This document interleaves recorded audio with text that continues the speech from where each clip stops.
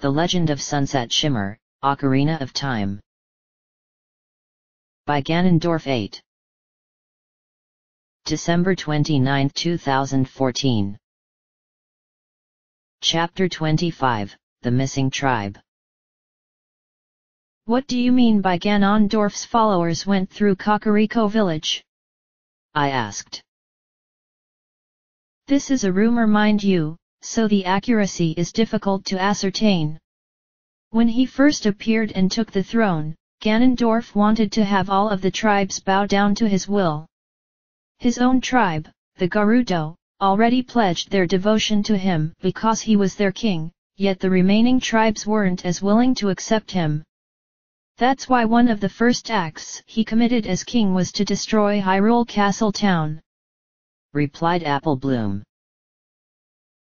He destroyed Hyrule Castle Town because the Hylians refused to accept him as their king?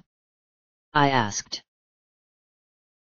No, they were willing to accept him, as the Hylians are bound to follow whoever wears the crown. Ganondorf wanted to destroy the town as a testament towards the fact that he despised the Hylians for living in such beauty and squalor while his people were forced to suffer cold nights in a harsh landscape where survival was anything but certain, replied Apple Bloom. Okay, so for a number of years the tribes all continued to thrive as though nothing had really changed. But then what happened to the Gorons that would cause them to just disappear without a trace? I asked. People in the village say that the leader of the Gorons was never accepting of Ganondorf's ascension to the throne, and was extremely vocal about it. They also say that the king planned on punishing the Gorons in order to warn the other tribes of what can happen should they choose to resist him. What exactly that punishment was I don't know, and neither do the villagers, as they wanted to keep their noses out of it in order to ensure Ganondorf wouldn't come after them next, replied Apple Bloom. I'm not surprised that the Goron chieftain would be so vocal towards Ganondorf, as she always was a stubborn one, I said. You know of their leader? Asked Apple Bloom. She and I are sworn brothers, and I assume that this is still in effect even now. While she appears as being a fun-loving person, her personality changes completely if you were to anger her. Of course, that was the old version of her, as I suspect that her way of thinking towards Ganondorf is one where she wishes to keep her people safe from him, I replied. While I must commend her for wanting to stand up to Ganondorf, the leader of the Gorons is merely dooming her people by choosing to anger the king. He has such terrifying power that all are afraid of him. If you are that concerned with her Sunset Shimmer, I suggest that you make your way over to Kakariko village, and climb up Death Mountain to see if the rumors are true, said Apple Bloom. Are any of those rumors true? I asked. Only one, and that is the villagers haven't heard anything from the Gorons for several months now, as though they simply closed off all communication with the rest of the kingdom. You're probably wondering how I know so much about these rumors, aren't you? When I was working under Mr. Ingo, he had me travel back and forth between the ranch and the village to fulfill some errands, and I happened to overhear all of those conversations, replied Apple Bloom. I thanked her once more for the help and for the present, upon which I said that I would check out at my house whenever I was able to get around to it. I gave a gentle kick to the ribs and Epona started to gallop as I had her turn around and leave the corral by heading through the gate to where the house and stable were. Big Mac was still there with that smile on his face, and I waved back to him as I left the ranch, and Epona galloped along for about a mile before I had her come to a stop. The reason for this was that I had a couple of options as to where I wanted to go next, but I wasn't sure which would be deemed as more important. On the one hand, I needed to go to Kakariko village and find out what's happened with the Gorons. On the other hand, I needed to return to the Temple of Time, as Sheik said that she would be waiting for me there. What's wrong? asked Spike. I'm trying to figure out where to go next, I replied. I told you that the ring of fire above the peak of Death Mountain was suspicious, and coupled with the information we just received from Malin, we need to head over there in order to get to the next temple, said Spike. And what about the Temple of Time? I asked. The temple, hey? Well, that would also be important, I suppose, especially since Sheik was quite adamant about you wanting to go there. Besides, there is something which actually has been bothering me, and it isn't as bad as you being afraid to transform in fear of losing control. How did Sheik know that Saria would become the Sage of Forest in the first place? It's like she either predicted it, or she knows something that we don't, replied Spike. Come to think of it, she also knew that I needed to get the hook shot in order to enter the forest temple, but how could she have known that? I think it's pretty clear at this point as to where we should go next, I said. To talk to our mysterious ally? Asked Spike. Yep, and to get some answers to our questions, I replied. I urged Epona to make her way towards the entrance to Hyrule Castle Town, which took her several minutes to gallop over there, but as soon as we reached the broken bridge, she came to a stop and reared up onto her hind legs and neighed, which caught me by surprise. It looked as though she had no intention of entering the town, and I didn't blame her, seeing as the place was destroyed when Ganondorf came along. I climbed down to the ground and patted Epona on her muzzle and gave her a cuddle, telling her things were going to be okay, and that I would only be a few minutes. Entering the town through the destroyed gate and running past the ghost shop, I reached the market where the same re-deads from before were still standing, but I ignored them and ran towards the Temple of Time before they could even react to my presence. The moment I entered the temple, Sheik was standing there and beckoned me to follow her, to which I did. It seems that you have become a bit more relaxed since we last met, said Twilight. Which was only just an hour or two ago, you know, I moaned. I know why you have come to the Temple of Time. You came here as you wish to know why I am aware of certain aspects of the world, and that you are suspicious of my motives. I have been all over this land for these past 7 years, helping the various tribes deal with the problems of Ganondorf's reign, and so I've learned much, such as knowing where you needed to go in order to acquire the skill you needed to enter the forest temple and awaken the forest girl, said Twilight. You got all of that from what you experienced? I asked. Correct. For talking to people in order to calm them down can result in them opening their hearts to you and reveal information which they would not normally discuss with anyone outside of their own circle, replied Twilight. She walked all the way over to where the altar was, where the 3 spiritual stones had been placed, before she quickly turned around and gave me a creepy-looking stare. The question I must ask of you would be this. Do you believe my words to be true, and that my only goal is to guide you on your journey? She then turned around and slammed her hands down onto the altar as though she was having some kind of emotional breakdown, but then she quickly regained her composure before folding her arms and waiting for me to respond to her question. I do trust you, Sheik, as you've been very helpful to me ever since I returned from the Sacred Realm, and I have no reason to doubt your claims, as so far you haven't shown any kind of harmful intent towards me. However, you do have to forgive me for being distrustful, as there is much about you which I don't know about. So long as I know that you won't end up backstabbing me in the future, you have my trust, and that is a promise, I replied. You have strong convictions indeed, and they will no doubt serve you well. Now please follow me to the back room where you pulled the Master's sword from its place of rest, said Twilight. She then walked around the altar and beckoned me to follow her once again, but why did she want to take me back to where I began this new journey? Was there something which I missed and never realized before? She continued to walk as she made her way to the pedestal of time before coming to a stop and looking down at it before turning her attention to me again.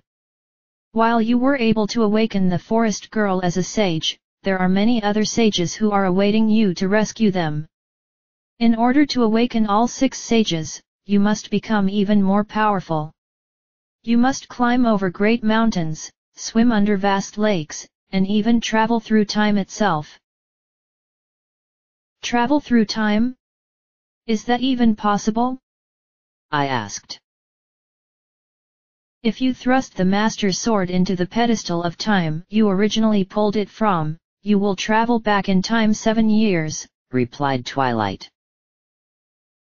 Why would you tell me something as significant as that?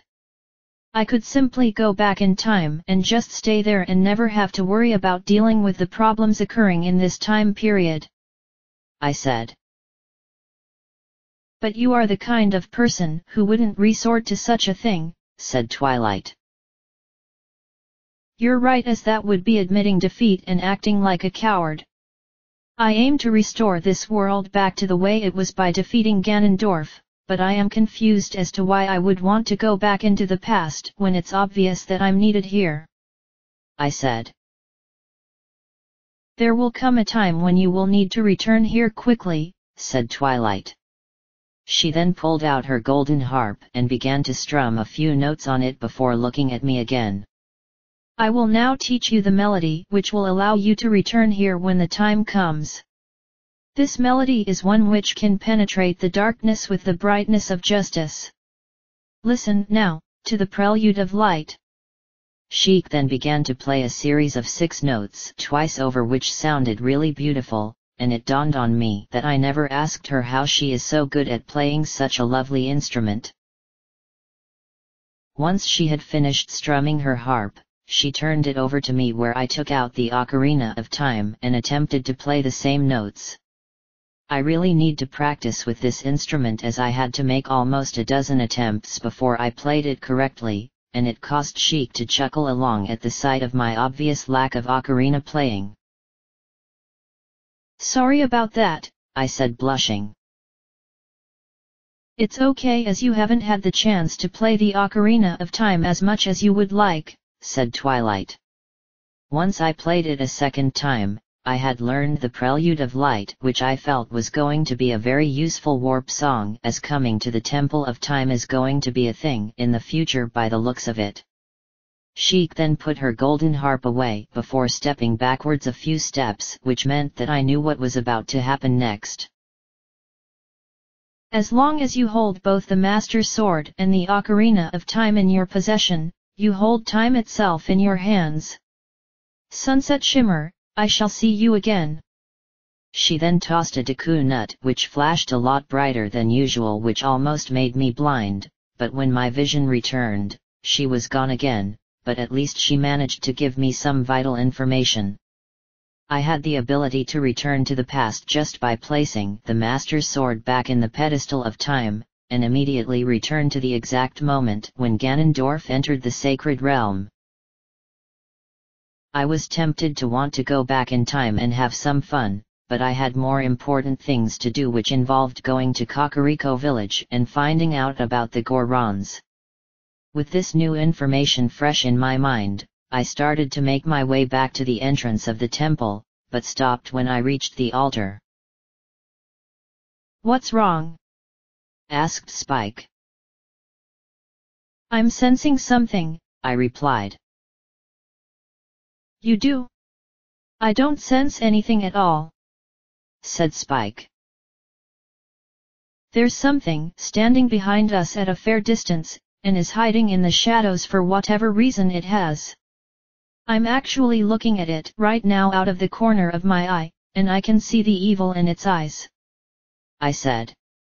What I was looking at was something that was standing in the shadows behind the pedestal of time, but I didn't know if it has simply appeared by moving through the shadows, or it had been waiting for Sheik to leave before choosing to confront me.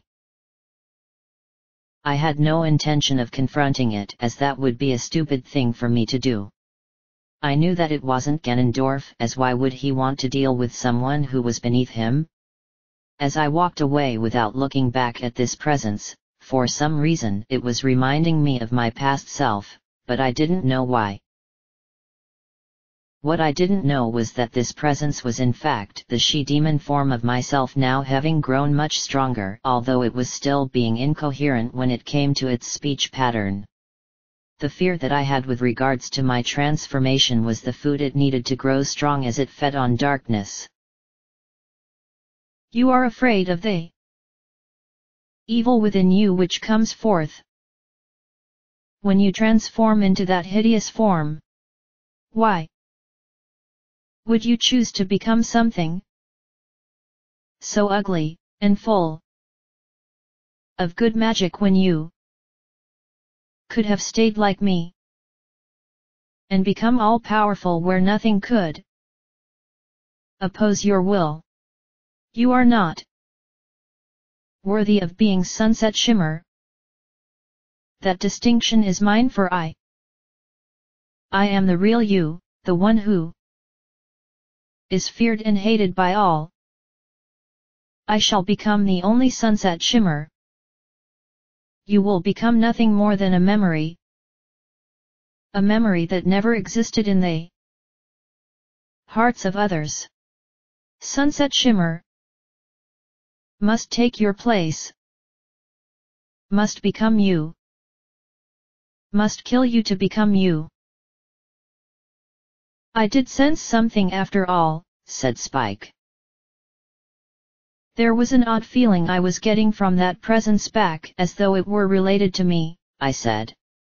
As I walked out of the temple, I turned to the right and stared up at Death Mountain, whose ring of fire was intense and stunning to look at even from this distance. The last time, I had to save the Gorons from starving to death due to Ganondorf wanting the spiritual stone.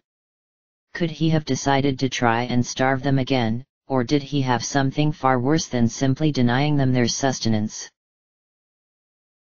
As I continued to stare at the mountain, I began to think about Pinkie Pie, and what she had been doing these past 7 years. Was she still the Goron chieftain, or did she end up stepping down due to allowing her anger to get the better of her again? Spike, I don't know what we're going to discover up there, but we need to be prepared to deal with the angry form of Darunia. With that resolve in my heart, I started to head back to the center of town in order to leave, and the presence I felt appeared at the entrance to the temple, where it gazed out upon me before it disappeared back into the shadows. So what do we know so far regarding Death Mountain other than the fact that it has a ring of fire above the peak? Asked Spike. The Gorons have been really quiet during the past several months, according to what Apple Bloom overheard from the villagers, and that they've essentially cut themselves off from the rest of the kingdom. We also have rumors that Ganondorf's followers traveled through Kakariko village during the same time span as when the Gorons broke all contact, and went up there themselves, perhaps to deal with the Gorons who have chosen to defy Ganondorf. I replied. It feels like this is more truth than rumor, said Spike. That's what I was thinking as well, I said. All of this could have something to do with the 5 temples, said Spike. What makes you think that? I asked. There has been a legend which states that a sacred temple exists somewhere deep inside Death Mountain, which has been used as a place of worship for the Gorons since ancient times, and it's still used even to this day. It's said that a Goron hero of some respite chose to place a mighty weapon there in the hopes that one day someone will come along and claim it as their own. There was also a reference in the legend regarding some kind of ancient monster that used to roam about the mountain instilling fear before it died, but no one knows what it could have been apart from the Gorons themselves, replied Spike. How do you know all of that? I asked. The Great Deku Tree told us fairies about the various legends of Hyrule, replied Spike. Quite convenient, I said sarcastically. Maybe, but the fact is I don't know how completely accurate it is, seeing as it's a Goron legend, so naturally they would know more about it. I'd say that Darunia would be the best person to ask about the Temple of Death Mountain, for as the Goron chieftain, she is privy to the legends of her people," said Spike. "First we need to establish that she and the rest of her tribe are up there," I said. The moment I walked out of Hyrule Castle town and onto the broken drawbridge, Epona made a happy little whinny as she was excited that I had come back, but then she went quiet as she knew that I wasn't going to be around for very long. I patted her on the muzzle and gave her a whinny of my own to explain that I had to climb up the mountain, and that she wasn't able to do to not having the ability to gallop up a flight of stairs. Oh, I still intended on getting onto her saddle and have her gallop over to Kakariko village as she wanted me riding her even if for a short distance. Upon climbing up and giving her a gentle rib kick, Epona galloped off towards the village, and along the way we ran into another big Po which immediately ran away before disappearing. I have to remind myself to hunt down those big Poes for that Sombra fellow who runs the ghost shop, as he did say that he had some kind of reward if I were to get 1,000 points on my card, which he insisted on keeping. Eventually, we arrived at the staircase which lead up to the village, and I climbed down off of Epona after she slowly came to a stop. I know that she didn't want me to go up Death Mountain, as she must have sensed how dangerous it was, but I had no other choice as the fate of the kingdom hung in the balance. To keep her from getting sad, I gave a soft whinny followed by a long one which told her that I would be fine and shall return as soon as possible. She whinnied back her approval, and I began to take my leave and head up the stairs. "I still can't believe that you can speak horse," said Spike. "Are you jealous of my little talent?" I asked. "No, I wouldn't call it jealousy, but rather being a little creeped out that you're whinnying to a horse. I know that you're a pony, yourself according to your backstory, but seeing you whinny like that makes it all awkward to me. Maybe if I were a horse or capable of speaking their language, I'd be more comfortable with it," replied Spike. "It's not my intention to make you feel uneasy with it, Spike, as it's just my own way of talking to Epona in order to calm her nerves, and to reassure her that things are going to be okay. You'd be surprised as to how timid and nervous she really is. Anyway, before we speak to Talon and tell her that she can go back to Lon Lon Ranch, we should ask around about the Gorons so that we don't wind up going up Death Mountain blind," I said. The moment we entered the village, the dark clouds appeared which reminded us of the evil in the land. As I made my way towards the tree which was located in the center of the village, I noticed Scootaloo was admiring her cuckoos from a safe distance, and figured that she would be someone who would know about the Gorons, but when a large burly man walked up to me with a big concern across his face, I had a feeling that he would know more than her.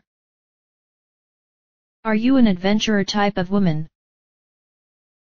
"That depends," I replied. "If you plan on going up Death Mountain in order to go looking for adventure, you should just stay away before that monster ends up getting you." "Well, I do plan on visiting Goron City to find out what happened to the Gorons, but what do you mean by a monster?" I asked. Talon returned from her trip up the mountain the other day, and she said that she could hear the sounds of a fierce beast echoing all across the peak as though something had recently settled down in the Death Mountain crater. She also said that she saw no signs of any Gorons along the mountain trails where they usually like to hang out, and while she wasn't able to search their city, she believes that the entire tribe has just disappeared without a trace. "How sure of that are you?" I asked. "I'm just repeating to you what Talon said when she came back." "Maybe you can answer a question for me," I said. "What is it?" "I've been told of a rumor that several months ago, some of Ganondorf's followers walked through the village and up to Death Mountain, and I want to know if this rumor is real or it's nothing more than fabrication, I replied. Then you were told the truth, as his followers did come through here, although they ignored us all completely, which was a surprise. They appeared one night, and we all hid within our homes fearing that they had come to take us away. When we discovered that they were going up Death Mountain, we all breathed a sigh of relief knowing that we were safe, but then we began to worry about the Gorons, although surely their leader would be able to stop Ganondorf's followers. You look as though you are curious about the Gorons, right? You should talk to Talon about it, as she knows more than I do. I thanked the man for his advice and headed straight over to the house where I saw Granny Smith before, and sure enough she was inside sitting on the bed with her eyes opened as I entered the house. Hey! Oh, it's you from the other day, said Granny Smith as I walked up to her. I'm so glad that you're awake and still here, as I need to speak to you about 2 urgent matters, I said. What be the problem? asked Granny Smith. First of all, I came here to let you know that you can return to Lon Lon Ranch, as Ingo has given up all rights of ownership back to you, so you can go there right now and see your granddaughter again, I replied. Are you serious, young lady? Then that means that you accomplished what you'd said you'd do, which was to save the ranch and my granddaughter. Thanks to you, I can finally go back and see her wonderful smile for the first time in what feels like forever. As for Ingo, I'll be sure to listen to what he has to say, and then assist him with the chores, as I am going to turn over a new leaf and work real hard from now on. This whole mess was my fault from the beginning, as I lost the fire in my belly and allowed the ranch to fall into disrepair, but after having been through this experience, I know now that I need to work hard and make the ranch the best that it can possibly be, said Granny Smith. Just don't end up falling into despair again, I said. You're darn tootin', I won't be falling into that trap ever again, I promise you that. Yahoo! I've got to get my things packed and head on over to the ranch as soon as possible, as no doubt that Malin can't wait to see my face again, said Granny Smith. Hold on. You can't go just yet, I began. And why not? asked Granny Smith. Because I still have something urgent to discuss, I replied. Well, why didn't you say so? asked Granny Smith. I slapped my face in utter frustration, but quickly calmed down, as I didn't want to end up losing control of my emotions, so I explained to her that I was going to climb up Death Mountain and was wondering if she knew anything about what was happening up there. That mountain sure has changed in recent years, and I don't refer to the coloring of the landscape. No, boulders have been pouring down the trails, which has never happened before, and the volcano has been erupting more than ever, which has made people scared to climb up there. Granny Smith then began to scratch her chin as though she were in deep thought about something. At least I hope that was the case, otherwise she may have forgotten all about it. Oh yes. I remember now. None of the Gorons were around, which was really weird, as they are usually all over the trails greeting folk as they come along. I did try to visit Goron City in order to see if they were there, but I was forced to turn back by some small rolling object which didn't want me to go anywhere near it. And that's all you know? I asked. Yep, so if you'll excuse me, I need to start getting my things together, as I have a ranch to go back to, replied Granny Smith. After thanking her for the advice, I exited the home and walked over to where a crate had been left propped next to another house, and I sat down on it in order to think about what I've learned. Ganondorf's followers visited months ago in order to climb up Death Mountain, yet no one in the village knows why, and none of them seem to know if those followers ever came back down. the Gorons have been quiet for the same time period that people think they have cut off all ties to the rest of the kingdom, but what if something bad has happened to them? Could it be possible that Ganondorf is trying to starve them to death again just like before, or is he relying on some other means? What are you thinking about? Asked Spike. Just mulling over everything we've heard regarding the Gorons, and I really don't know what kind of conclusion it makes. I know that Ganondorf is involved, although what remains to be seen, and the villagers have only heard rumors which may not be a reflection of the truth itself. No, the only way we're going to figure out exactly what happened would be to go up Death Mountain, and locate them on our own. I replied. And if we can't find them? Asked Spike. We'll need to speak to Darunia and find out the truth, I replied. Without wasting any time, I ran up the stairs which lead to the entrance of the Death Mountain Trail, and as soon as I entered the trail, I had to jump to the side, whereupon I smacked into a wall due to a huge boulder rolling towards me which was mere inches away. As I turned around, I saw the boulder collide with apparently nothing and shattered to pieces, and here I thought it would have rolled into the village and caused some damage. Whew! That was too close for comfort. Where in the world did that boulder come from? Remember that Talon did say that boulders have been rolling down from the higher up locations of the mountain, so traversing the trail here isn't going to be as easy as it was before. Speaking of boulders, there are some rocks strewn about the path which could be used as a means of protection from both boulders and enemies. However, these rocks are much more sturdy, and they are immune to the explosions of bombs and bombchas, replied Spike. Then how would I break them?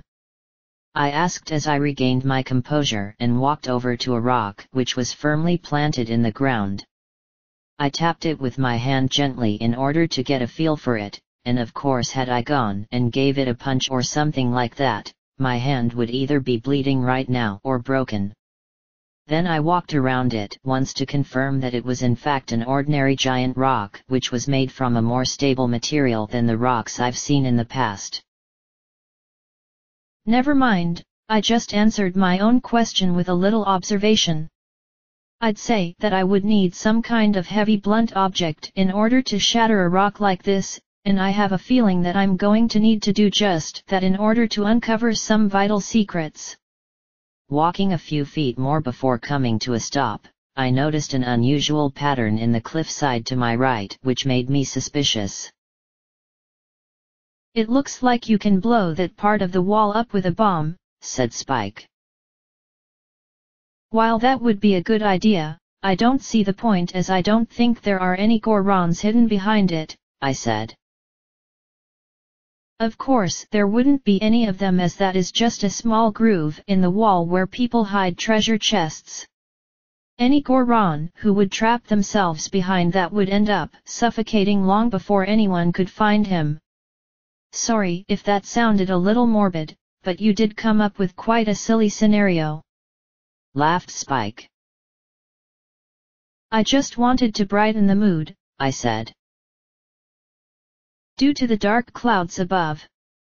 Asked Spike. Just seeing them above and knowing that it isn't going to rain reminds me that Ganondorf has changed things for the worse, I replied. Sighing, I continued to walk up the mountain trail, making sure to jump aside whenever a boulder would be coming my way, and eventually we reached the entrance to the Dodongo's cavern, which certainly brought back some interesting memories. Since the entrance to their quarry remains open, we can throw out the idea of the Gorons starving to death again.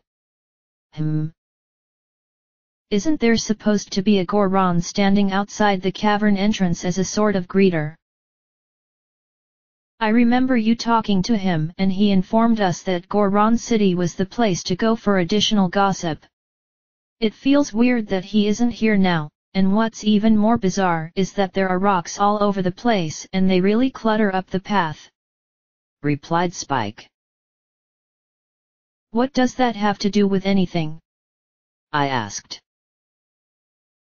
The Gorons make sure to keep the trail free of any rocks, boulders, and debris, as they know that people from the village come up here from time to time in order to travel to Goron City to do their usual business. Even the old king would come up here on rare occasions in order to see Darunia, yet that was more of a political thing, as the king had to ensure her that she was being given the proper respect, otherwise the alliance between the Hylians and the Gorons wouldn't have lasted all that long. Judging from how many rocks are lining the ground both in front of and behind us, I'd say that the Gorons have been very lax about it for several months at the least, replied Spike. Which is what we heard from Apple Bloom, who heard it from the villagers, I said. So at least we now know that there is some sense of consistency here, said Spike before he cut himself off when he noticed that I was walking towards the Dodongo's cavern, which made him immediately fly past me in order to stop me from going inside. What do you think you're doing, Sunset Shimmer? Why do you feel the need to go back into a dungeon which we already cleared, and that was 7 years ago, mind you? They could be inside, you know, I suggested. Really? Well, I suppose that would be a good place for them to hide if Ganondorf's followers came up here, but wouldn't they have come back out by now given that the followers came here months ago? Asked Spike. You have a point, but then a part of me does want to go in there and just take a quick peek for old time's sake, I replied. Despite his best protests, I chose to ignore Spike and walked into the Dodongo's cavern, where it looked as though nothing had changed. Everything that I had accomplished remained the same, so it looked as though the Gorons didn't get around to mining for the rocks that they love. I was thinking of calling out hello at the top of my voice, but I doubt anyone would be able to hear it, and it would make me look like some kind of weirdo. So I opted against it and instead go back outside where Spike was waiting for me. They weren't there, which you said was the case, but it did bring something else to my attention. What would that be? Asked Spike. The Gorons were never able to resume their digging in there, as everything was still the same when we explored it. Either the cavern was still full of monsters, thus preventing them from getting anything done, or they were just about to resume digging when they simply disappeared.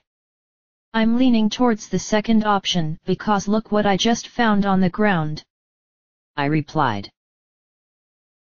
Right next to my foot was a pair of large gloves with huge claws on them, which meant that they were Goron-sized, and that whoever dropped them here had been in an awful hurry, as I doubt that they would just be neglectful about it.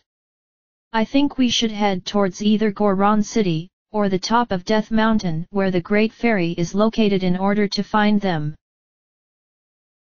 While she does possess much power, I don't know if the Great Fairy is even aware of what's going on, said Spike. Does it have to do with the dark clouds? I asked.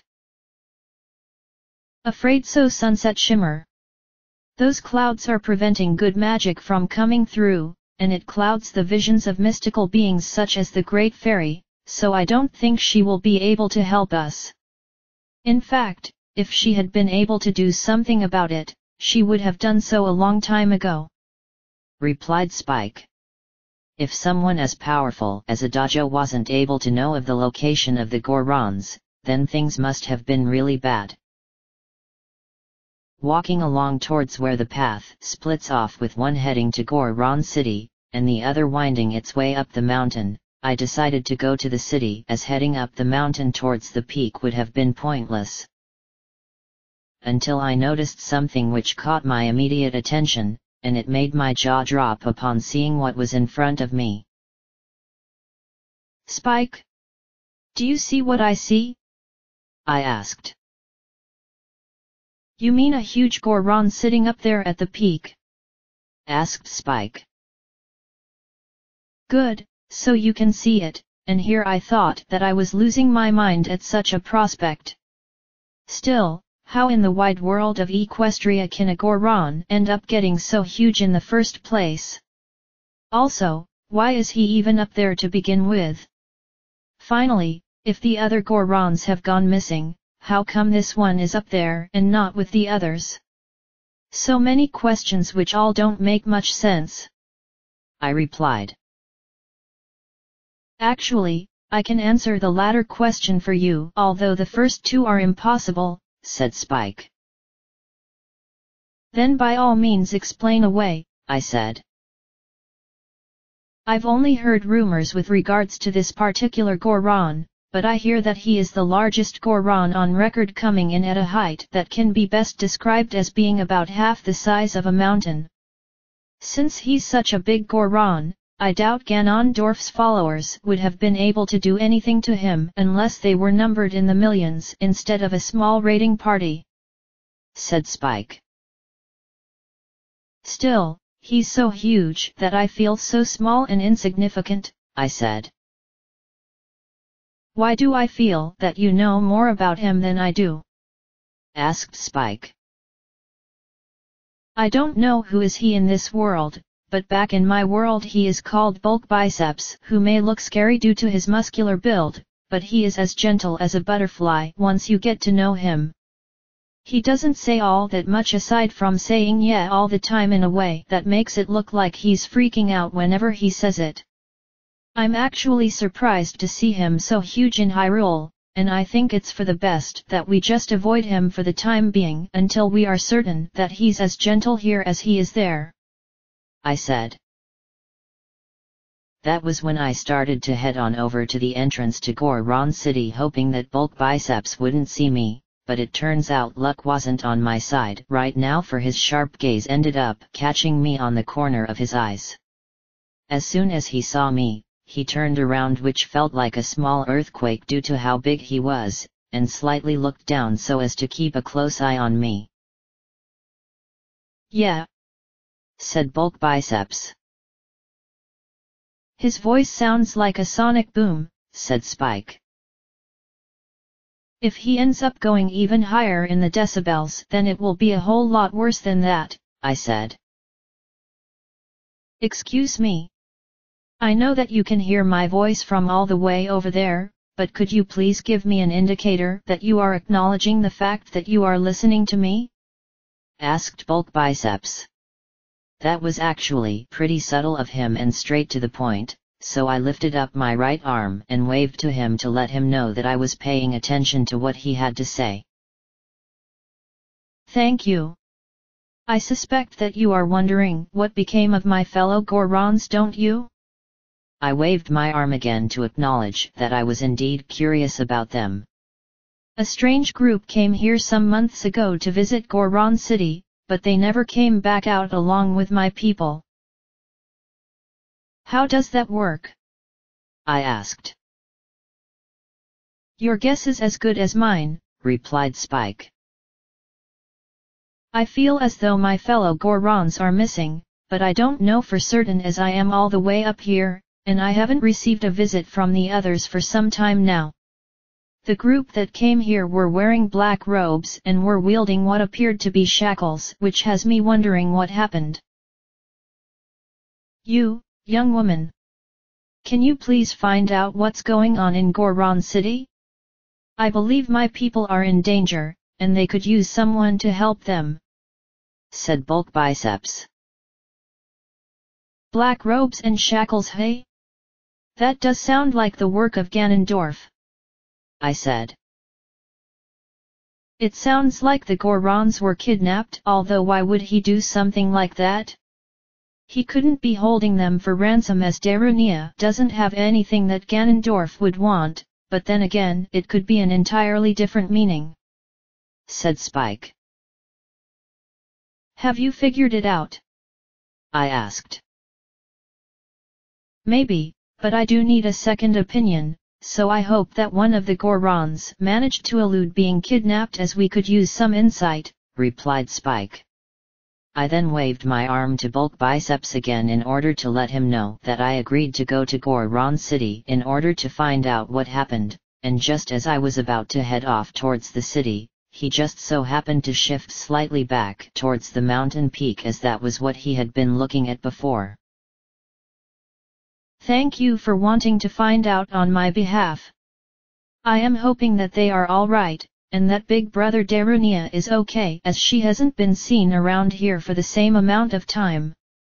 By the way, I do have something else to tell you about. My brother just opened a new store in Goron City, and he calls it Metagararan's Blade Store. He has spent the last several years forging a blade which he plans on selling in order to follow in my footsteps. While I do commend him for wanting to forge a weapon of great power, I am much better when it comes to the craft. Hylian carpenters praise me for my skills even though my work isn't very consistent. Perhaps you can come and visit me up here one day, and I can make you a fine weapon using my forging skills," said Bulk Biceps. I waved one last time to thank him for the information, and as soon as I was out of his sight, I dropped to the ground and clutched my ears as they were writhing in agony over the fact that his loud voice almost caused me to lose my hearing permanently. Still, I did appreciate what he had to say despite being so loud, and Ganondorf did have something to do with the disappearance of the Gorons. As I walked towards Goron City, I noticed the small passageway which led to the location of the one bomb flower that was situated outside of Dodongo's cavern. I remember that someone was there protecting it from harm, but that Goron was no longer there, which made me feel pretty sad knowing that even she was missing. Entering Goron City, I found myself surrounded by nothing but silence, which felt weird as the city was usually more lively. "The entire tribe is missing," I said. "With the exception of that big one outside," said Spike. "If I didn't think this situation couldn't get any worse, this just took the cake if you know what I mean," I said. "So where should we search first?" asked Spike. "I think we ought to check out Darunia's room first, as that is the most important room in the entire city," I replied. No sooner had I taken a few steps forward, I felt something sticking into my back which felt like the sharp tip of a pretty large spear. Then I noticed a shadowy presence on the nearby wall that was behind my shadow, and that only meant that someone was about to strike me down from behind. To be continued. Chapter 26, Darkness of the Heart.